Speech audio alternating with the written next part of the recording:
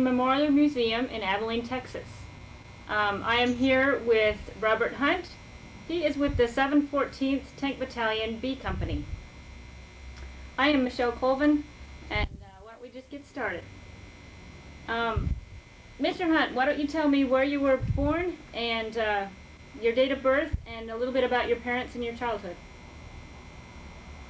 I was born in Detroit, Michigan, on March 16th, 25. Just normal,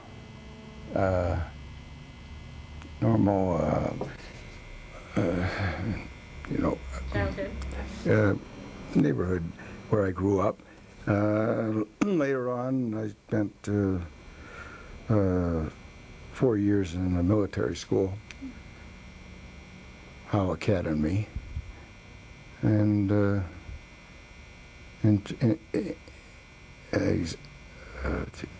also, as my father was the general manager of the Chrysler tank arsenal located in Warren, Michigan. So before I even did anything, I was fortunate enough to be able to drive a tank. I had some older fellas that taught me. They had a test track there. So, as a matter of fact, I was really, when I was drafted, was in the infantry. But I asked to be transferred, so I was accommodated. And that's about all I can think about. So you were drafted in the Army? Yes, I was drafted. Where were you when Pearl Harbor was bombed? High school, right about noon. I always remember that. That's you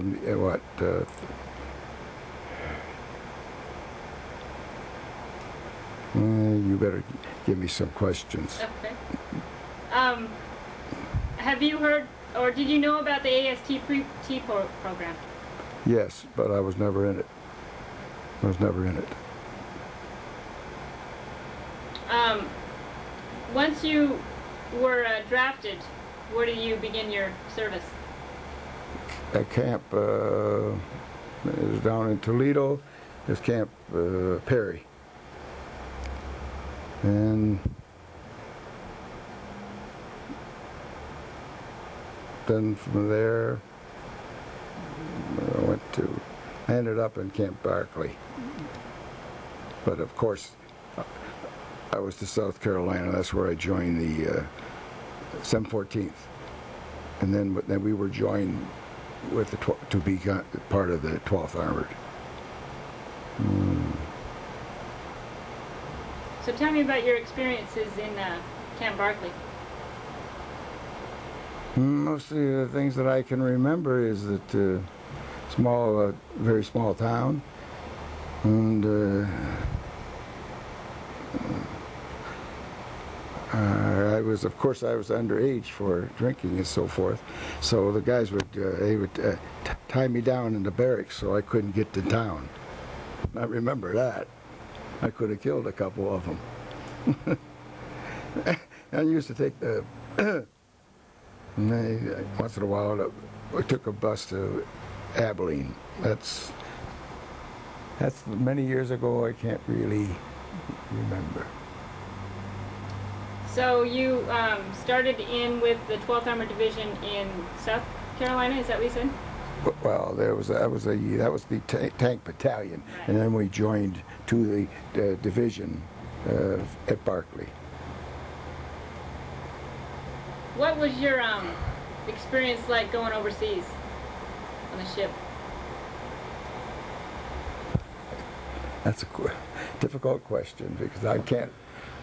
I just mean the only time I was, it would bother us, or maybe me, when they shut the hatches, and because no smoking, so they at nighttime, so boom, you're in there. If they get hit, that's the end of it. Other than that, I can't remember too much. And where'd you land? Do you remember? Le Havre, France. But I crossed on LST from the tank. We first went to England, and then over with the tanks, and then on to Le Havre, and then on up. Who was your captain? Captain Lehman. Unbelievable man. He just he's deceased now. I was the assistant driver, and I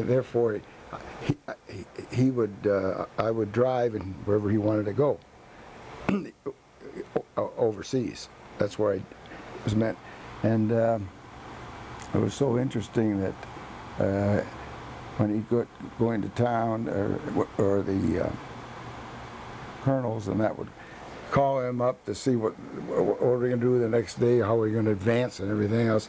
I was privy to see that and listen. And of course, the one thing I didn't really want to see here, because he always volunteered. And when I first got in there, everybody thought that, of course, being a captain's tank, you're going to be way in the back. Well, Captain Lehman was always first. And that was quite an experience. Who were some of your buddies when you were overseas? My buddies. In the 714th? Oh, Kruger, Nelson, Fideza, there's all Laney's, the whole summit. There's so many of them, you know. I remember all the names, but take too long to tell. There's only one. Not much more to say, other than we were we meaning Captain Lehman and the other. There's five in a tank. We were the first ones into Herolsheim, and I'll always remember that.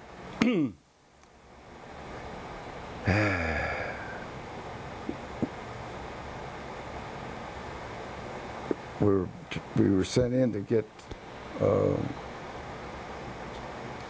some of the infantry,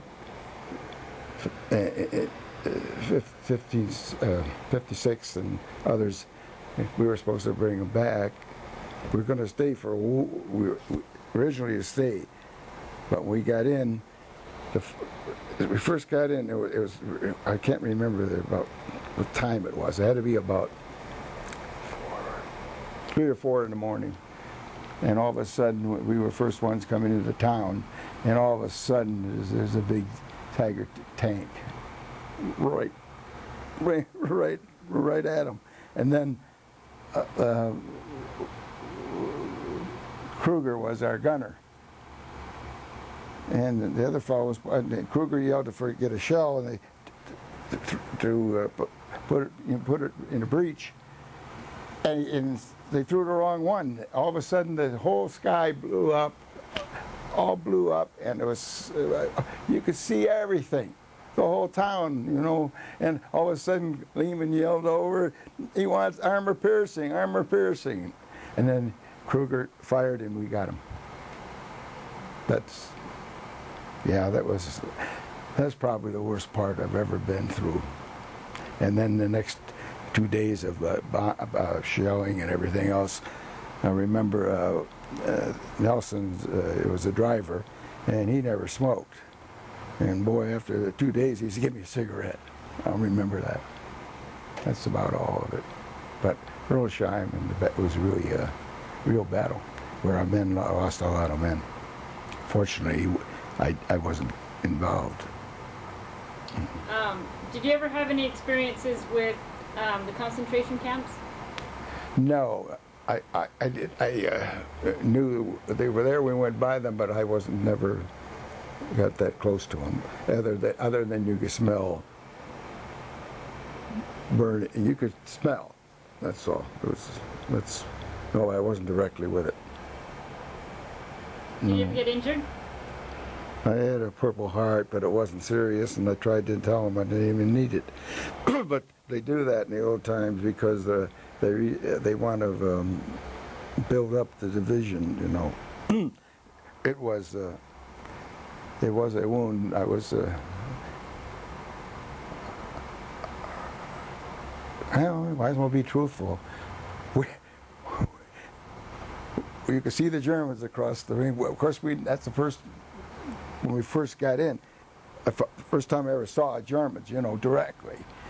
And everybody were outside the tank. Of course, don't forget now, it's our first battle or anything. We're outside making coffee, and they really shelled us. So everybody hitting the ground, you know, and I put my hand over Lehman, you know, and I got cut up all through here and that. That's a true story. Not one to brag about, but that's a true story. So what was your best experiences during the war? Do you remember? You mean when it was over? Well, we had, you could go after fraternization, you know, when you could associate with the Germans and the girls. They had a dance, and they had German prisoners who would play the music for us, and they had machine guns on each side of the stage. That's something really funny, because I said, that's what they did. That's nothing I could say. There isn't much. Do you remember where you were when they announced that the war was over? I don't really can't remember. I really can't. I remember, though, I'm glad it was coming done, because I think I don't know how long I could have kept it going. I can say that, because you just come to the end, and you can hardly take it anymore. And I sure didn't want to break down. But then all of a sudden it stopped. That was the worst part. We knew it was going to end. We knew it, but we didn't know what day. You know, so that last week was really tough on everybody, because we all knew we almost made it, but we're not quite home yet. That was the best part. Did you have to serve with the Army of Occupation? No, I was there maybe a few months, but that's all. No. And what were you doing for that? Guarding bridges.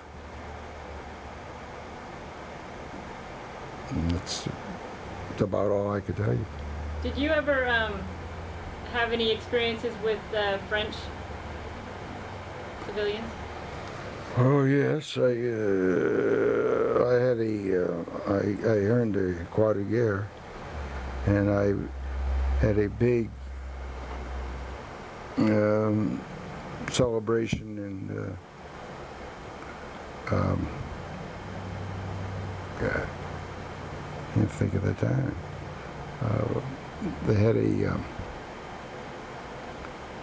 we got decorated. Some individuals, they gave us medals, and they had a big party, you know, everything for 2 days. And then I can remember one thing is that I got the medal. I never really looked at it, and of course, because the war was going on, it says World War I.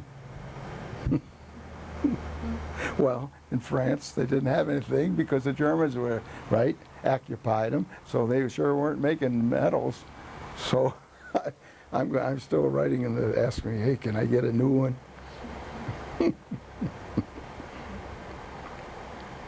Well, what can you say that how the war changed your life? Changed you? Well, you grow up very fast. I went to college, and I'm down in the American Legion or something, drinking or something. I'm not, I'm not in a I dated a couple of young girls and that, but man, you know, you just, it's a different thing. It's like my father said when I come back. He said, boy, you're like you know, you're like you're 40. You know, you just grow up. You grow up fast. That's about it. Because I had no high school, you know. I'm sorry. I went right into service at 18. Yeah, I was overseas at 19. So that's about all I could say. One other question that I have: what do you think your war experiences? What experiences would you like to pass on to the future generations? Ooh.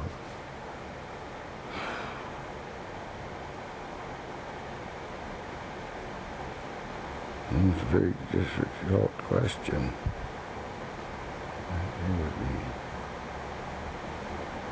just be proud to be an American and stand up for your country. And honor the flag. And a lot of people died for that, so we continue to be free. That's about all. Well, thank you very much. Aaron, do you have any questions? You're welcome. All right, well, thank you. Thank you.